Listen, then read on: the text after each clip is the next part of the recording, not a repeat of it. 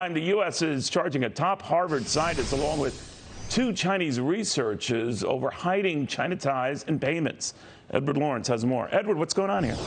Yeah, I can tell you. First, the White House Office of Science and Technology Policy says that the National Institutes of Health have 180 at least open cases on fraud, grant fraud. Also, the FBI, they say, working on 1,000 cases related to China and grant fraud, possibly with China targeting these researchers. Now, the latest, as you said, the chair of the Harvard Chemistry and Chemical Biology Department facing 5 years in prison and $250,000 in fines. Charles Lieber developed a bio-nanoelectronic sensor that could detect one particle of a disease and a wire that is thousands of times smaller than the human hair. He got $15 million in grant money from the Department of Defense and National Institutes of Health starting in 2008.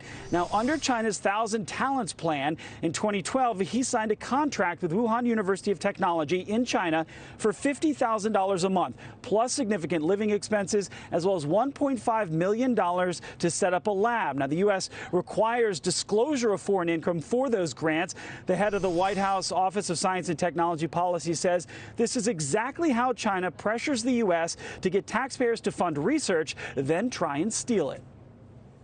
It really is. This is the high-value targets, right? I mean, China isn't after the mundane stuff. They're after the really, really important things, the top-line results, and our best people. So we have to be very, very thoughtful about that. And I obtained one of the contracts that China uses for this. This is a contract of a former Virginia Tech professor who was charged, actually convicted in Virginia of this wire fraud transaction. Now, this was a biological engineering professor who was working on studying artificial sweeteners.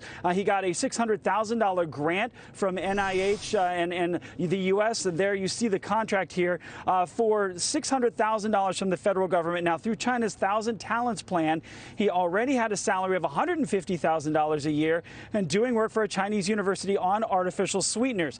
Now, for the first time, the administration has consolidated the enforcement of this under that Office of Science and Technology Policy. They're coordinating with universities and law enforcement information to try and target these individuals who may be doing this, getting U.S. grant money, and then obviously sending that information possibly over to China. Back to you.